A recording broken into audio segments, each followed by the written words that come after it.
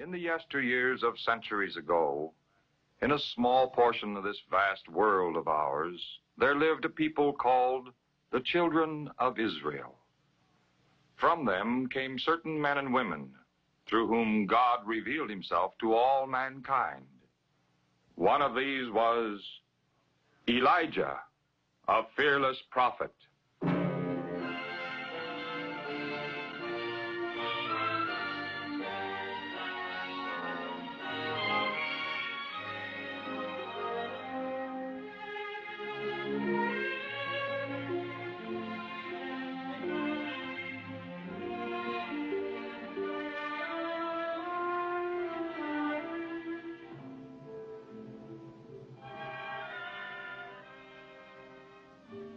Almost 3,000 years ago, a great prophet came from the wild and mountainous region of Gilead.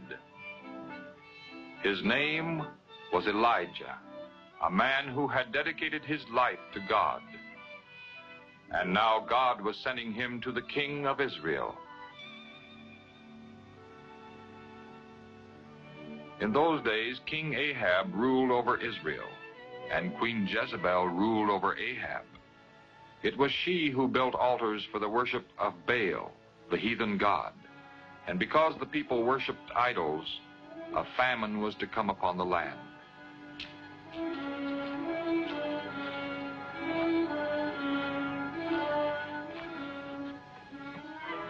As the Lord God of Israel lives, whom I serve, there will be no dew nor rain these coming years,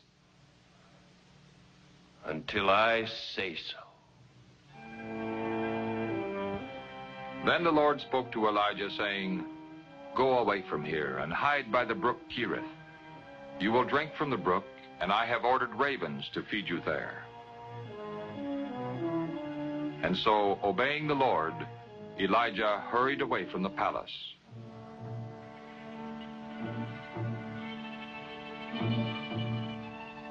And Elijah lived in the wilderness and drank from the brook Cherith.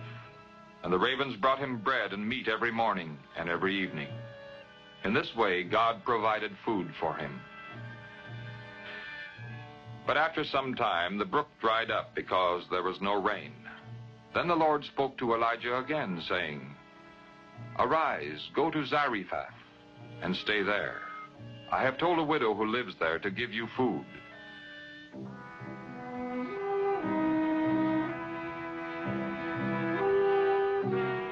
When Elijah came to the gate of the city, he saw a widow and her boy gathering sticks, and he greeted them.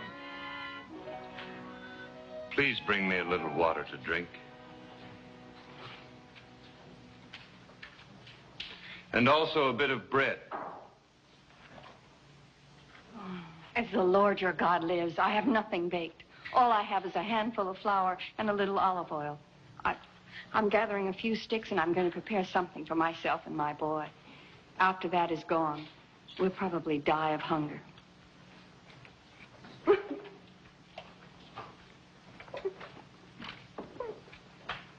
Don't be afraid. Go and do as you have said. But first, make me a little cake and bring it to me. And then make something for yourself and your son. The Lord, the God of Israel, says, the jar of flour will never be used up, and the bottle of oil will never become empty until the day the Lord sends rain.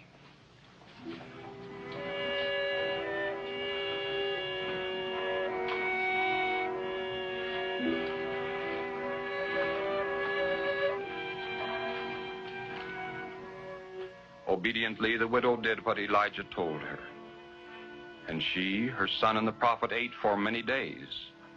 And just as God had promised, there was always flour in the jar and oil in the bottle. So Elijah stayed at the widow's home in an upper room. But one day the woman's son became sick and died.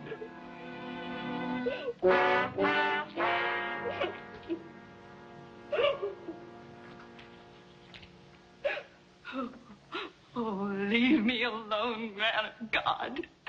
Did you come to remind me of my sins and to kill my child? Give me your son.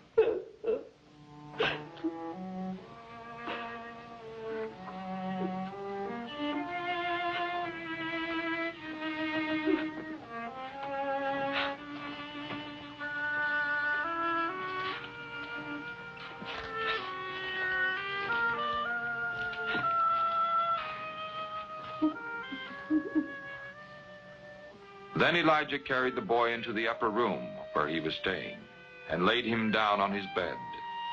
And when they were alone, he prayed to the Lord. Oh, Lord, my God, make this child alive again.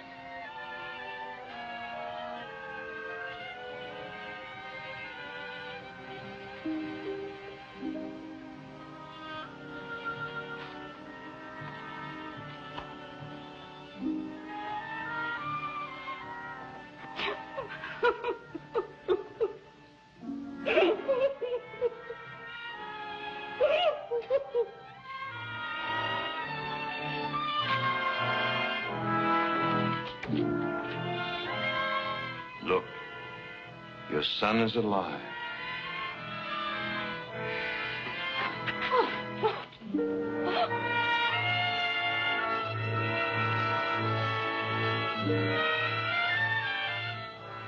One day, Elijah sent a messenger to King Ahab telling him that he wanted to speak to him. Are you the one that's making trouble for Israel?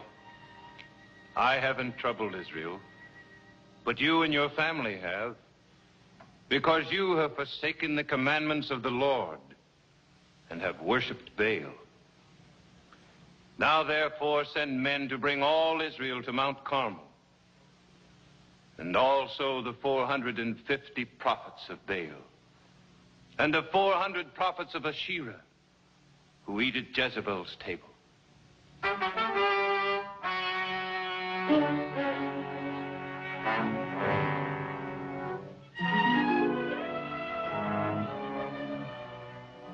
So all the people and the priests of Baal gathered on Mount Carmel, and they waited to see what Elijah would do.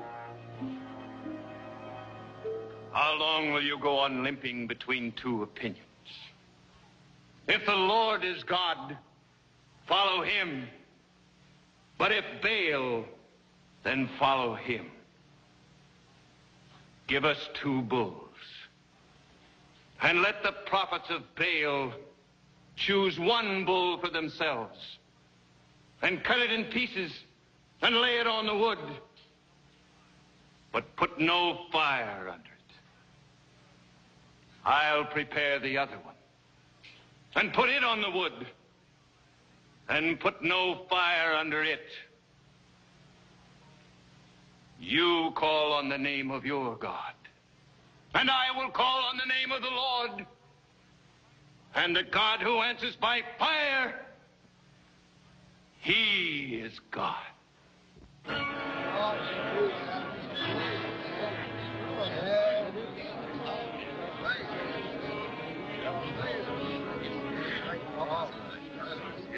First, the priests of Baal offered a sacrifice on their altar, and they called on the name of Baal from morning until noon.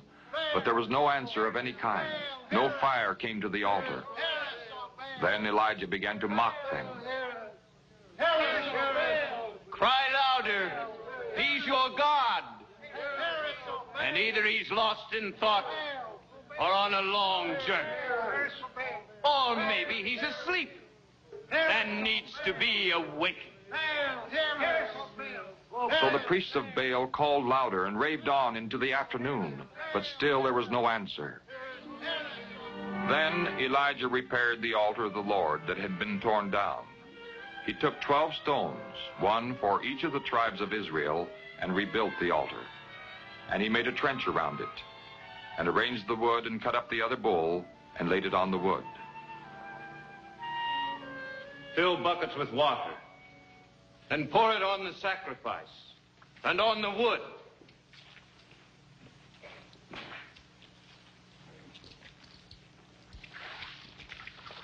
Do it a second time. And a third.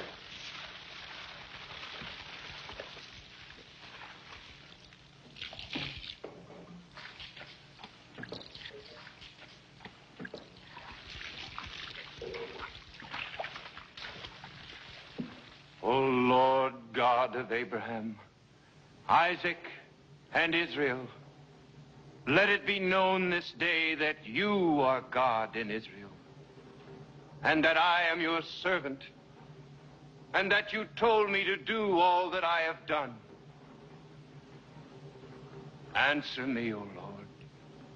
Answer me, so that these people may know that you, O Lord, are God. Then the fire of the Lord fell and consumed the offering, the wood, the stones, and the dust. It even licked up the water that was in the trench. Then the people believed in the Lord.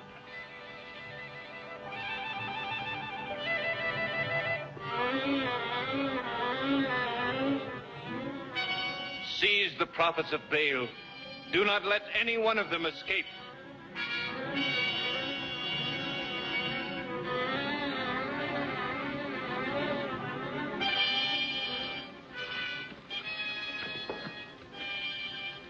Go back to your palace, King Ahab, for soon there will be a heavy rain.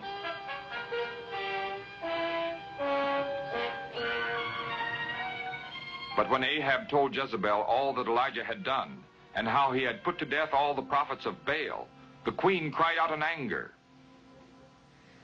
May the gods punish me if I don't put Elijah to death by this time tomorrow.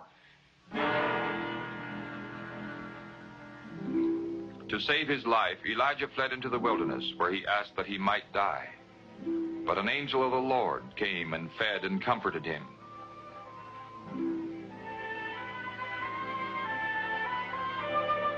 At last Elijah came to Mount Sinai, where God had spoken to Moses hundreds of years before.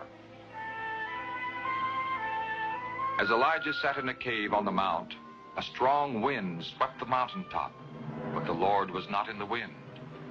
After the wind came an earthquake, but the Lord was not in the earthquake.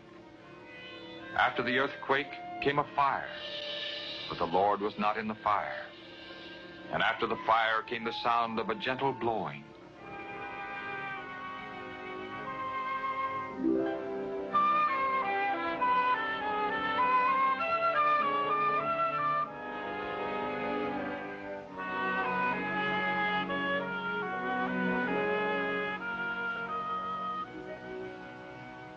What are you doing here, Elijah? I have been fighting for you, O Lord God of hosts, because the people have forsaken your covenant. They have thrown down your altars. They have killed your prophets. Now I am the only one left, and they're trying to take my life. Then God assured Elijah that he was mistaken, that there were still 7,000 in Israel who had not bowed down to Baal. He also showed Elijah that his work would continue.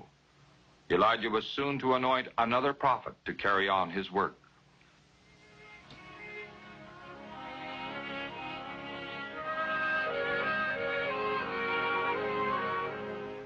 So, with renewed faith and courage, Elijah left Mount Sinai to continue his work.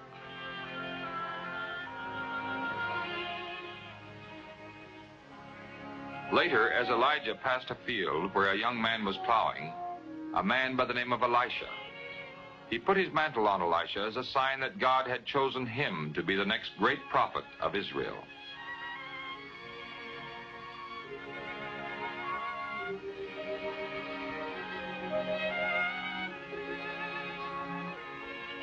And Elisha left everything and followed and served him.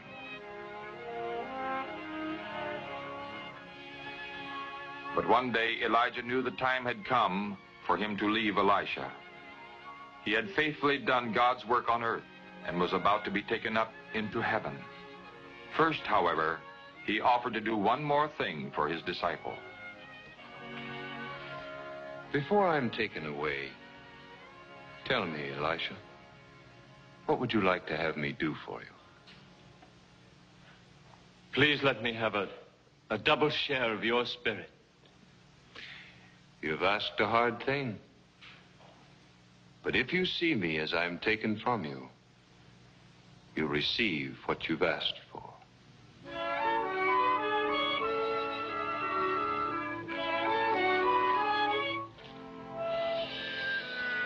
Elisha saw fiery chariots and fiery horses, which came between him and Elijah.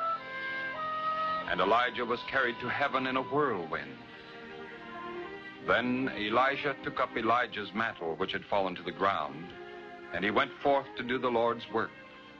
For he knew that from this day on, the Spirit of the Lord would be with him, as it had been with Elijah.